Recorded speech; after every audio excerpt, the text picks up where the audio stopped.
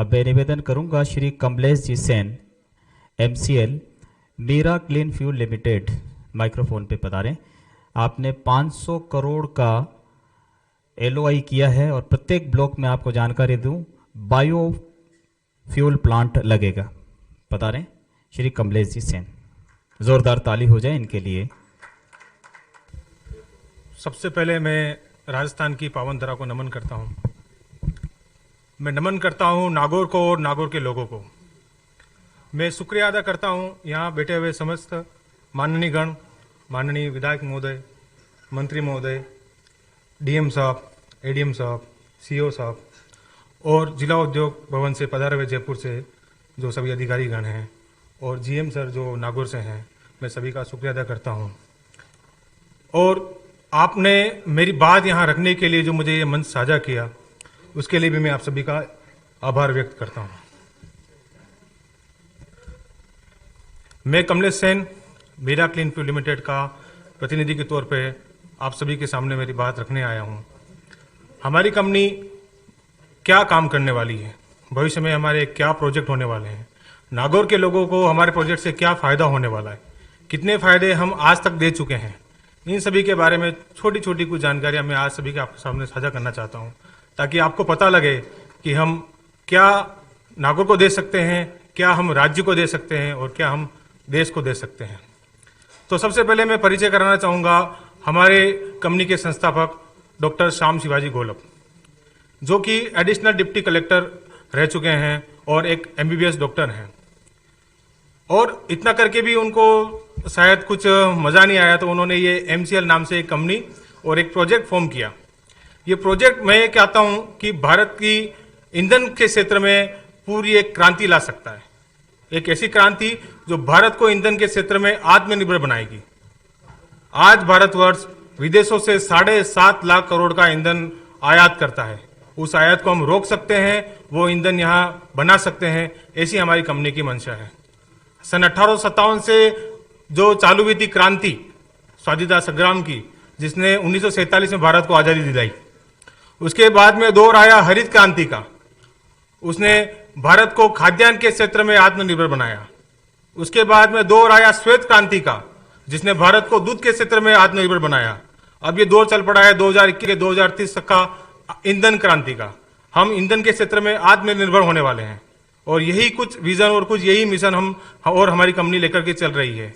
ऐसा नहीं कि ये केवल हमारी कंपनी का अकेले का विजन और मिशन है। आज देश के अंदर इस क्षेत्र के अंदर तकरीबन 175 कंपनियां काम कर रही है। क्यों हमारा प्रोजेक्ट दूसरी कंपनियों से अलग है, मैं थोड़ा सा आपके बारे में इसके बारे में जानकारी देना चाहूँगा। नागौर के अंदर हमने MBS कंपनियों के साथ में MOU करके 500 करोड़ का निवेश किया।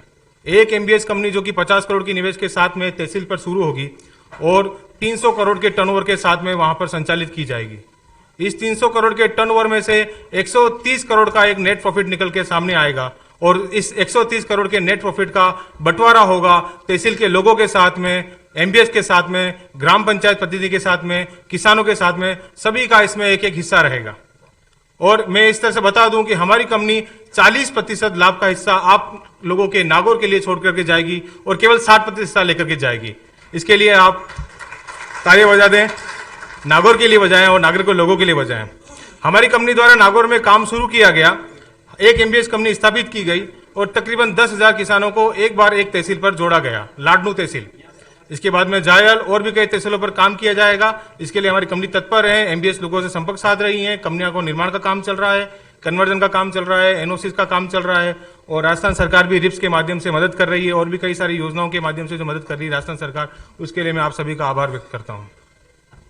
हमारी कंपनी का प्रोजेक्ट कुछ अलग है। कुछ अलग कैसे है, मैं थोड़ा सा आप लोगों को ये समझाना चाहता हूँ।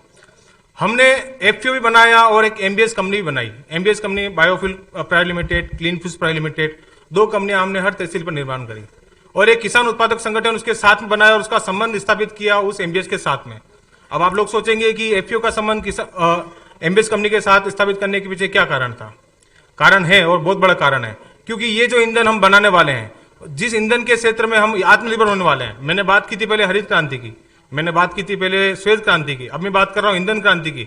जिस तरह से हरित क्रांति में किसानों का योगदान रहा, श्वेत क्रांति के अंदर किसानों का योगदान रहा, इसी तरह से इस ईंधन क्रांति में भी किसानों का ही योगदान होने वाला है। ये ईंधन हम धरती से निकालने वाले नहीं हैं, हम इस ईंधन को उगाने वाले हैं खेतों के अंदर। हम इस ईंधन को खेतों के अंदर उगा करके हमारे प्लांट पर ला करके और इसको प्रोसेस करके और भारत को ईंधन के क्षेत्र में आत्मनिर्भर बनाएंगे। इसके लिए हर तहसील पे 10,000 किसानों को तैयार किया जाएगा, किसानों की आय को दुगुना तिगुना किया जाएगा। हमारी कंपनी नेपियर घास के माध्यम से ईंधन का निर्माण करेगी, सीएनजी, एलपीजी, CO2 और फर्टिलाइजर। इस तरह से हम केवल ईंधन के क्षेत्र में ही नहीं और जैविक खाद के क्षेत्र में भी आत्मनिर्भर होंगे। इसके बारे में मैं संपूर्ण खाका आपको थोड़ा सा समझा देता हूं और मैं एक बार मेरे एफपीओ के काम करने की जो कार्य प्रणाली है वो मैं आपको एक कहानी के माध्यम से समझाता हूं। आपका सभी लोगों ने सुनी भी होगी और कई प्राचीन कहानी है ये। स्टोन सूप, स्टोन सूप शायद काफी लोगों ने पिया होगा लेकिन जानते नहीं होंगे। मैं आज थोड़ा स्टोन सूप के बारे में आप सभी को थोड़ा जानकारी देना चाहूंगा। स्टोन सूप क्या है? ऐसे ही नागौर जैसा ही समझ लीजिए कोई एक तहसील होगी और उसी का एक छोटी सी ग्राम पंचायत होगी, उसका एक छोटा सा गांव होगा। वहां पर 10 पंडितों की एक टोली पहुंची, लेकिन इस गांव के लोगों की एक आदत सी थी कि वो किसी को कुछ देते नहीं थे। शुरू में किसी को कुछ देते नहीं थे, उनको देने की आदत ही नहीं थी। तो पंडितों की टोली ने बड़ा भ्रमण किया पूरे गांव में और उनको शाम तक कुछ नहीं मिला, खाने को ही कुछ नहीं मिला। तो जब भूखे मारे आदमी क्या नहीं करता, तो चलो एक घोषणा ही करवा दी कि आज हम गांव के चौपाल पे स्टोन सूप बनाएंगे, पत्थरों का एक सूप बनाते हैं और वही पी के सो जाएंगे। तो गांव वालों ने आश्चर्य किया, ये स्टोन सूप कैसे बनाएंगे और अगर ये पता चल जाए तो इस गांव में कभी भूखमरी नहीं रहेगी। तो चलो इन पंडितों से स्टोन सूप की प्रक्रिया कैसी और ये पद्धति सीख लेते हैं। तो पंडितों ने कुछ पत्थर इकट्ठे किए, एक बड़ा सा भगोना और तपेला वहां पर रखा और उसमें पानी डाला और बच्चों को बोला कि कुछ अच्छे सुंदर सुंदर गोल गोल से पत्थर ढूंढ कर लेकर के आओ और आज हम स्टोन का सूप बनाएंगे। तो बच्चों ने बड़ी उत्सुकता बस छोटे छोटे गोल गोल से पत्थर उन्होंने ढूंढ करके लेके आए और उन्होंने उस भगोने और पतीले में डालना शुरू किया और पंडितों ने उसके अंदर पानी डाल दिया। आग लगाई गई, 5-10 मिनट में पानी उबलने भी लगा और पत्थर भी उसके साथ उबलने लगे। अब वो 5-10 मिनट बाद पंडित जो है उस भगोने में से पानी को हिलाता है और एक पंडित आता है कि ये हमारे मेन शेफ हैं, ये चखेंगे और बताएंगे कि कैसा बना है। मेन शेफ उठ करके आता है और चखता है, कहता है कि काश इसमें थोड़ा नमक होता तो मजा ही कुछ और आ जाता। तो गांव का एक आदमी उठता है, अरे नमक की क्या बात करी, नमक तो मेरे घर में बहुत सारा पड़ा हुआ है, नमक तो मैं ही ला के दे देता हूँ। तो घर से जाता है और नमक ला के दे देता है। फिर हिलाने की प्रक्रिया शुरू होती है, फिर वो शेफ उठता है और फिर चखता है, काश इसमें थोड़ी मिर्ची और होती तो क्या आनंद आता। एक आदमी बोलता है, यार मिर्ची की क्या बात करी, मिर्ची तो मेरे घर में बहुत पड़ी हुई है। वो जाकर के मिर्ची लेकर के आता है। इस तरह से वो शेफ साहब उठते, चखते और हर बार एक कमी बताते, कभी धनिया की बताते, कभी हल्दी की बताते, कभी किसी चीज की बताते। इस तरह से करते करते बहुत सारे आइटम उन्होंने प्याज, लहसुन वगैरह सब कुछ उसमें डलवा दिया और तकरीबन 3 घंटे की कोशिश के बाद में वो स्टोन सूप बनके तैयार हो गया और इतना बनके तैयार हो गया कि उन 10 पंडितों से कभी जीवन में नहीं खाया जा सकता। तो फिर तय किया गया कि ये स्टोन सूप सब गांव वाले मिलकर के खाएंगे। तो हमारी एफपीओ की भी कार्य प्रणाली कुछ इस तरह से है कि एक ऐसा स्टोन सूप तैयार कर लें कि खाया नहीं जाए, हमसे ही नहीं खाया जाए, फिर आगे भेजें, इतना बन जाए कि बाहर भेजना पड़े और हम आत्मनिर्भर हो जाए ईंधन के क्षेत्र में। तो मैं बार बार बात घुमा करके ईंधन के ऊपर लेकर के आता हूं कि हमारी कंपनी किस तरह से ईंधन के क्षेत्र में काम कर रही है।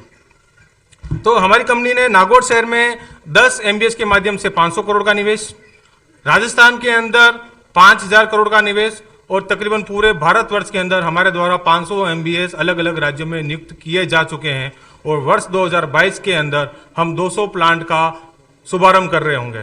तो इसके लिए मैं चाहूंगा आप सभी हमारी कंपनी के लिए एक जोरदार तालियां बजा दें नागौर शहर के लिए। तो अब जो आपने समझ में आ गया होगा कि निवेश की राशि हमारे प्रोजेक्ट का एक्स फैक्टर नहीं है।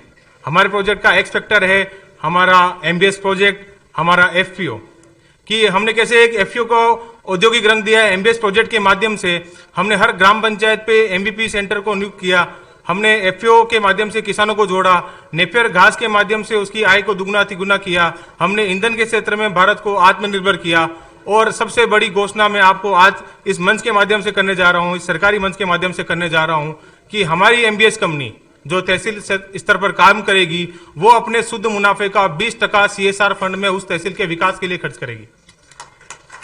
हमारे शुद्ध मुनाफे का जो अगर मैं आंकड़ा बताऊं साल का तो 130 करोड़ बनता है, तो 20% बनता है 26 करोड़ रुपया 100 टन की उत्पादन क्षमता पे। हमने 10 एकड़ जमीन के व्यवस्था करी है हर तहसील पर। 10 एकड़ पे हम 100 टन को प्लांट को शुरू करेंगे और उसको 400 टन पर लेके जाएंगे और हर तहसील प्रोजेक्ट का आने वाले 10 वर्षों के अंदर IPO लॉन्च करने की भी हमारी कंपनी की इच्छा है और इसके लिए भी आप हमारे लिए तालियां बजा सकते हैं सर।